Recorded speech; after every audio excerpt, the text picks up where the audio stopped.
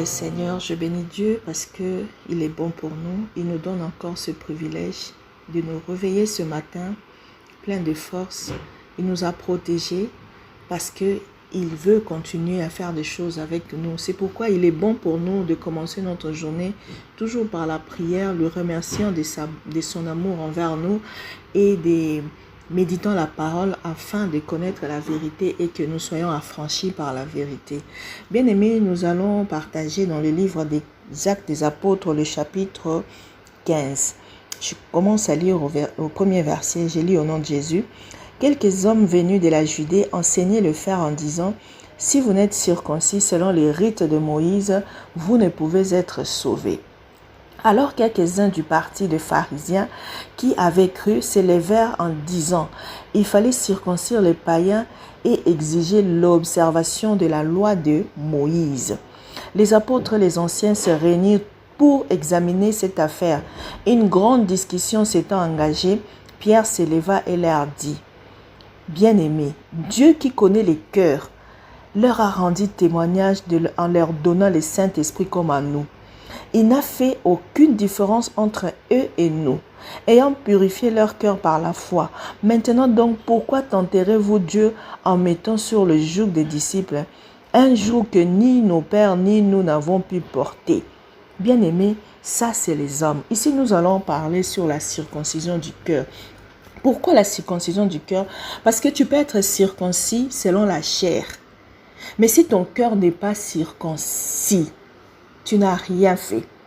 C'est pourquoi la Bible nous dit dans Proverbe 4, 23, « Garde ton cœur plus que tout, car c'est de là que viennent les sources de la vie. » Pourquoi tu dois garder ton cœur plus que tout?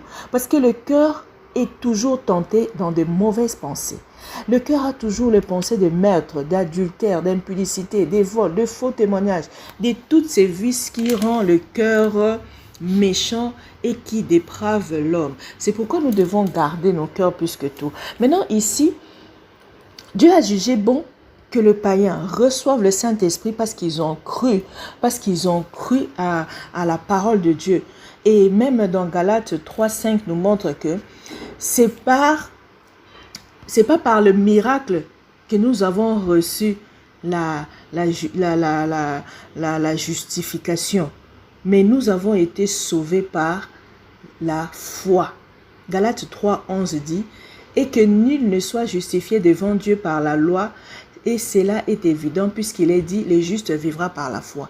Dieu insiste sur la foi, mais l'homme veut que les œuvres de la loi puissent justifier l'homme. Au moment où Jacques 2,10 nous dit « Car quiconque observe toute la loi, mais pêche contre un seul commandement, devient coupable de tous. » Regarde, si tu veux vivre par la loi, donc tu dois tout faire pour que tu accomplisses toute la loi. Si tu oublies seulement un seul, tu es maudit. Tu es maudit parce que Galates 3,10 dit « Car tous ceux qui s'attachent aux œuvres de la loi sont sous la malédiction. Car il est écrit « Maudit et quiconque observe pas tout ce qui est écrit dans les livres de la loi et ne les met pas en pratique. » Et quelle loi? La loi de Moïse. En plus de ce que Dieu avait donné dans les 10 commandements, il y avait des ordonnances, il y avait des lois qu'on appelait loi de Moïse, des ordonnances que tous nos patriarches donnaient pourvu qu'il y ait un peu l'ordre, pourvu que les gens puissent observer un peu certaines choses.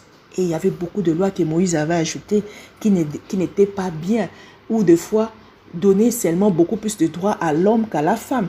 Par exemple, pour le mariage, si un homme t'épouse et qu'il a marre de toi, il avait le droit de te donner la lettre de divorce. Tu peux lire ça dans Deutéronome 24, le verset 1 à 3, et tu pars chez vous sans discuter. Et une autre te prend, lui aussi, le jour où il aura aversion de toi, il te donne aussi la lettre, il te laisse aussi, et vice-versa. Et si par exemple un autre qui t'avait déjà connu veut te reprendre, il ne pouvait pas parce que tu étais considéré souillé, bien aimé. Ça c'est quelle loi qui prime les hommes et qui met la femme à terre? Et beaucoup de gens qui veulent être de méchants ou qui veulent dominer, ils utilisent beaucoup plus la loi de Moïse. Jusqu'à aujourd'hui, nous avons des églises où il y a beaucoup plus de loi de Moïse. C'est pourquoi je dis toujours, ceux-là qui veulent pas prendre l'Ancien Testament comme l'ombre des choses à venir pour nous expliquer un peu les méfaits du passé pour qu'aujourd'hui nous faisons du bien. Et ils utilisent ça pour que nous pratiquons peut-être dans de telles circonstances par rapport à l'homme et la femme. Ah non, ça c'est pas normal. C'est pourquoi les pharisiens, quand Jésus-Christ était venu, il les reprimandait. Il les reprimandait terriblement parce qu'il voyait leur cœur. Il venait avec la loi de Moïse pour les prouver, en lui disant par exemple, pourquoi toi tu veux pas que nous puissions nous séparer de nos femmes? Et pourtant Moïse nous a dit, si tu veux, tu donnes la lettre de divorce à ta femme et tu le chasses.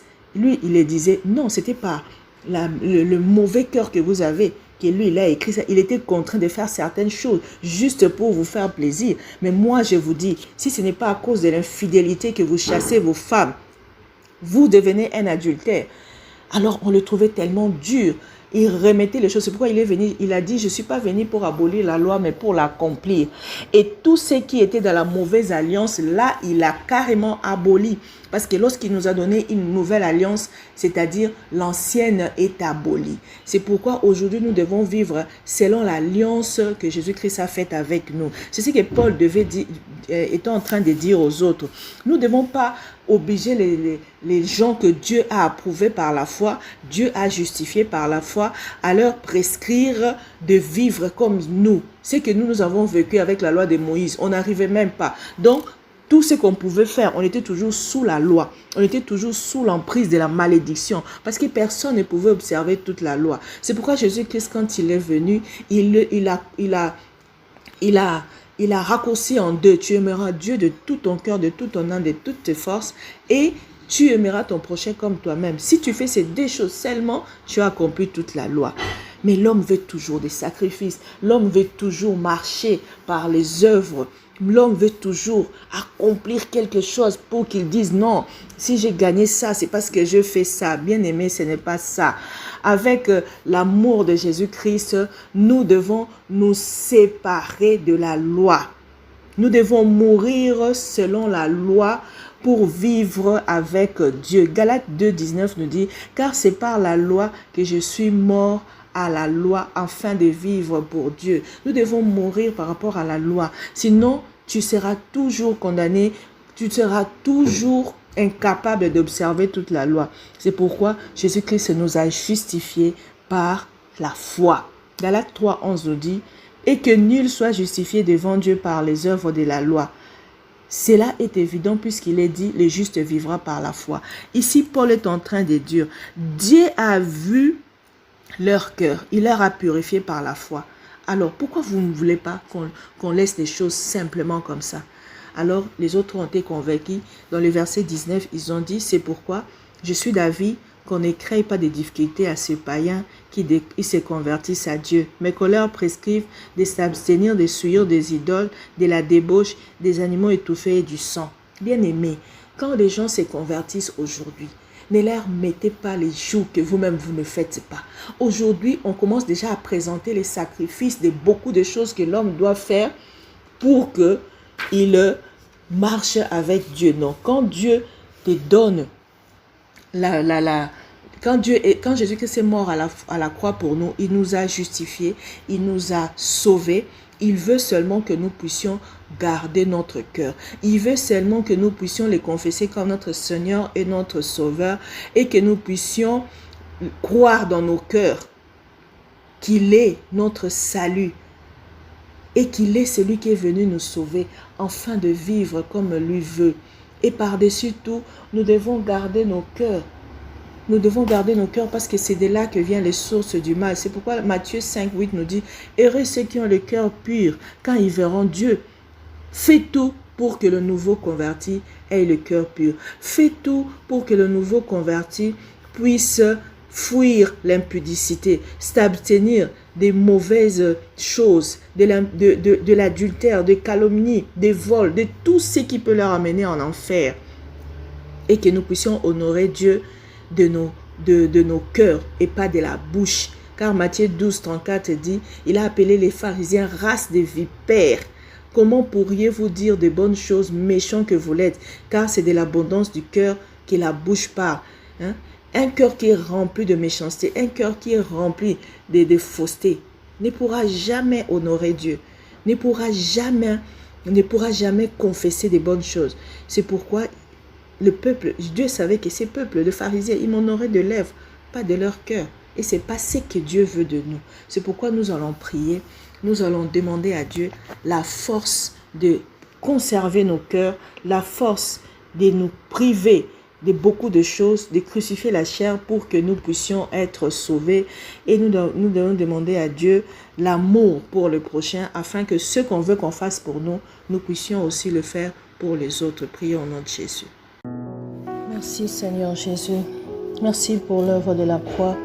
Merci de prendre notre place.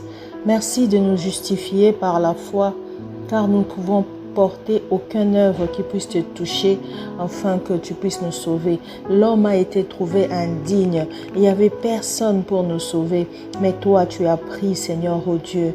Tu t'es levé, Seigneur, oh Dieu. Tu as pris, Seigneur, l'initiative de nous sauver, car nous sommes créés à ton image.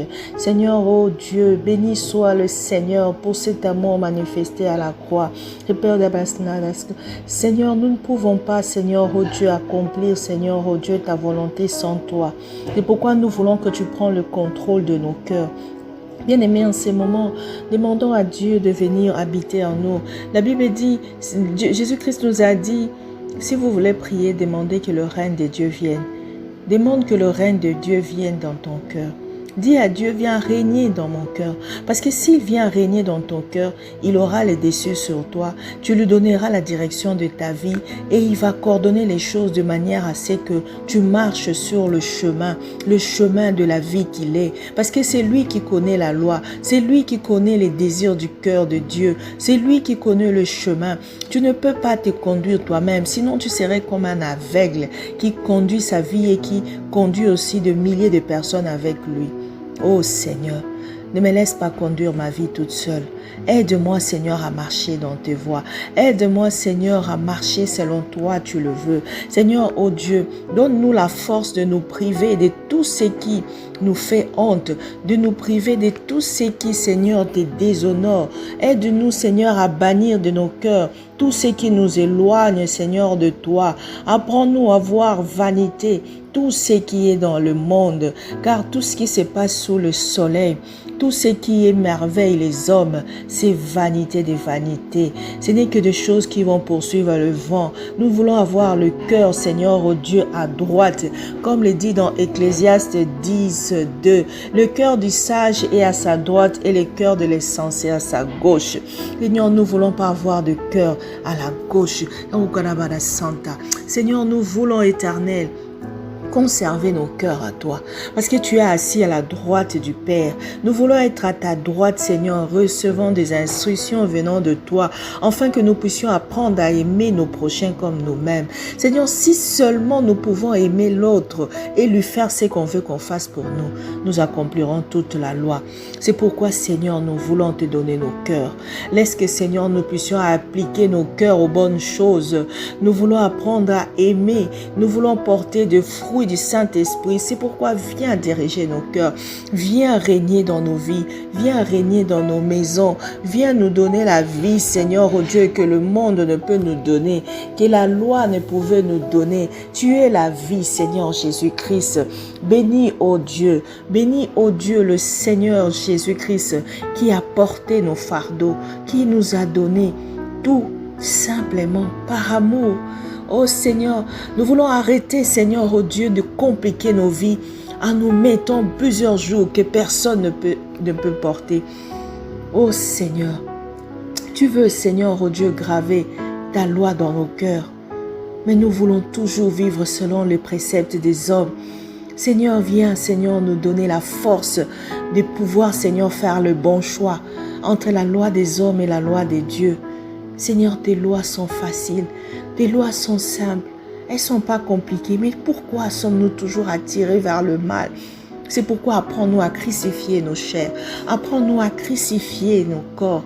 Seigneur, nous voulons apprendre à donner au corps ce qui est bon pour lui et non pas ce qui est mauvais, car les pensées du cœur, les pensées ou le désir de la chair sont toujours contraires à celles de l'esprit. Nous voulons apprendre, Seigneur, à vivre pour toi, à marcher selon l'Esprit. C'est pourquoi je bénis cette journée, afin que, Seigneur, mon frère et ma sœur marchent selon l'Esprit. Nous voulons que tout ce que nous allons accomplir en ces jours soit pour la gloire de ton nom, et que tout ce qui ne confesse pas ton nom soit loin de nous au nom de Jésus-Christ. Je bénis cette journée, je bénis tout lieu foulera à la pointe de nos pieds, je bénis tout ce que nous allons accomplir, tout ce que nous allons manger, toucher, et que tous ceux qui sont malades puissent recevoir la guérison au nom de Jésus-Christ. Seigneur, répands ton amour sur les nations et que le peuple revienne à toi, car c'est toi qui donnes la vie. C'est de toi, Seigneur, que nous avons été justifiés. Nous voulons vivre dans ta présence au nom de Jésus-Christ. Amen.